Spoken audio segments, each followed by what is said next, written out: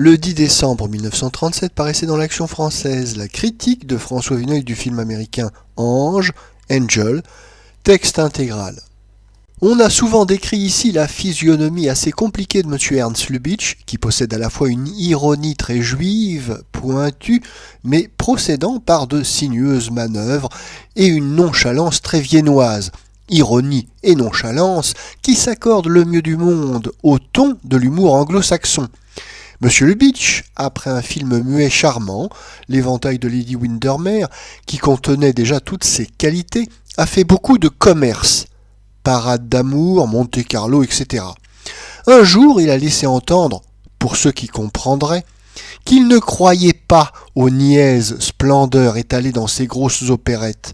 Un peu plus tard, il a pris franchement le contre-pied d'un film à vamp et à cambrioleur romanesque.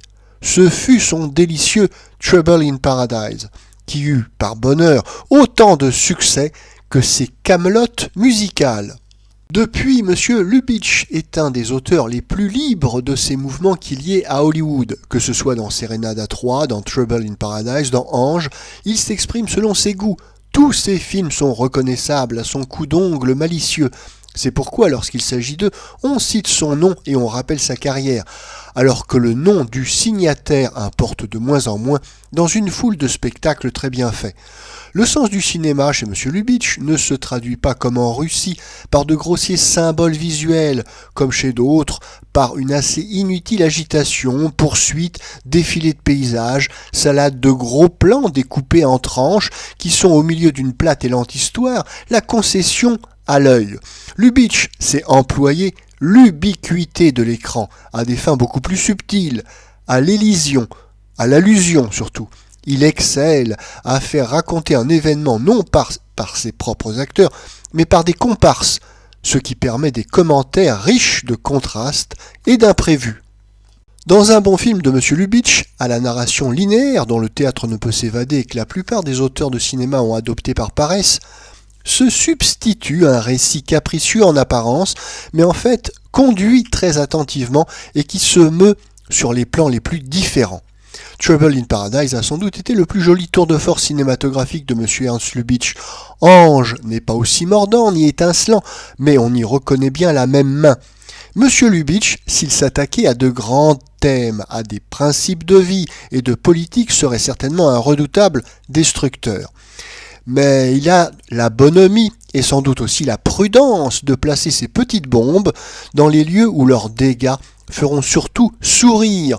Par exemple, les salons où l'on voit des aventuriers de bonne mine, où d'aimables couples trouvent encore le loisir de compliquer leur jour avec des imbroglios de sentiments.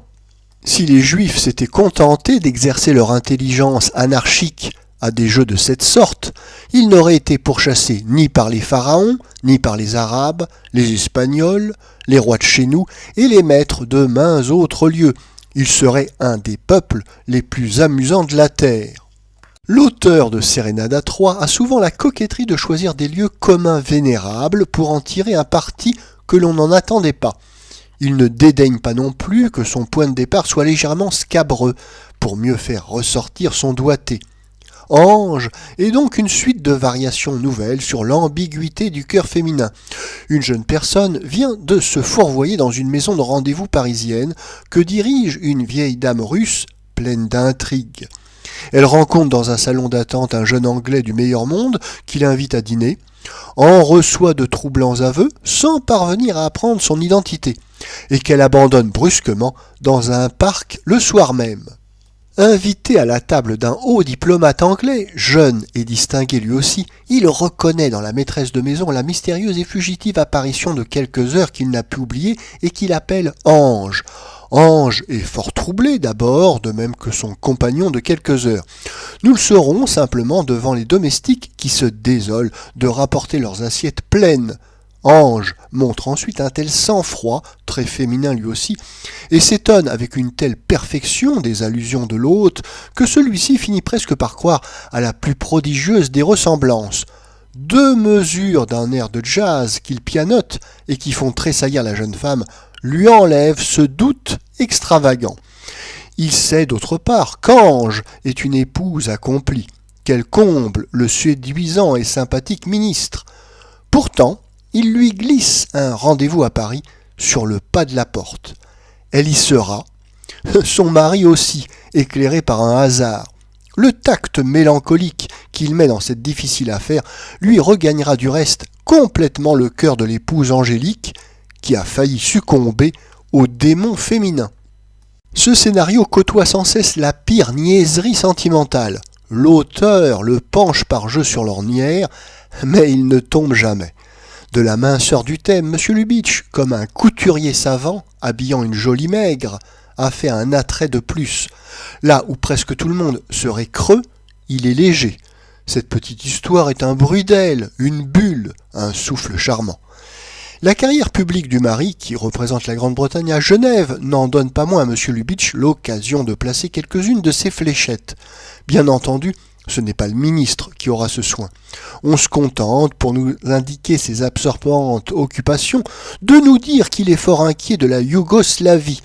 La Yougoslavie est mise ici pour la collection de papillons qui ferait oublier sa femme à un savant distrait. C'est un américanisme tel que M. Lubitsch en commet peu souvent. La Yougoslavie peut sembler une terre assez cocasse à un habitant du Wisconsin. Pour nous, nous savons malheureusement que la guerre est née dans ce coin de la vieille Europe. Et cette semaine encore, il ferait beau parler dans les chancelleries de la Yougoslavie comme d'une fantaisie géographique. Mais la domesticité du ministre de Sa Majesté George VI nous renseigne sur le sort du monde. Eh bien, demande au valet de chambre le maître d'hôtel qui n'était pas du voyage, où en sommes-nous à Genève ? Oh, dit l'autre, par la voix importante de l'excellent Edward Everett Horton, la paix est assurée au moins pour 8 jours. Mais à part ça, comment vont les choses là-bas ? Oh, toujours de bien tristes surprises. Figurez-vous que le ministre d'une nation que je ne nommerai pas n'a même pas de valet de chambre. Est-ce possible ? Par contre, les Russes m'ont étonné, je l'avoue. À la soirée de dimanche, ils sont venus en habit, et ma foi, ils le portent bien. En somme, on pourrait commencer à leur faire quelque confiance. Non, mon cher, ce n'est pas ce que je voulais dire. Que voulez-vous ? Ils trempent toujours leur pain dans la soupe. C'est du bon, Lubitsch. L'auteur a mieux que des interprètes, de véritables confidents, dans M. Marshall et M. Melvyn Douglas. Voyez comme ils savent être élégants, eux aussi, sans la moindre fadeur, avec une aisance de bonne compagnie qui suffit à créer le décor. Pour Ange, elle est représentée par Madame Marlène Dietrich. Je n'ai aucun préjugé contre cette actrice qui fut admirable au temps de l'Ange bleu, en petite théâtreuse allemande, ce qu'elle était alors et restera toujours au fond d'elle-même. J'ai simplement constaté que les Américains en ont fait la plus stupide oiselle, juchée ridiculement sur des rôles d'impératrice ou de noble courtisane. Avec M. Lubitsch, Mme Dietrich est discrètement mise en bride. Habilement, patiemment conseillée, elle ne commet aucune lourde faute, mais elle ne sait pas prolonger son rôle, voire le devancer, comme d'autres traductrices de M. Lubitsch qui, elles, sont des femmes d'esprit, Mme Kay Francis ou Mme Miriam Hopkins. Elle demeure passive. La femme a disparu sous les retouches des producteurs, des photographes, des maquilleurs. Là où il faudrait une vraie fille d'Ève, nous n'avons qu'un mannequin.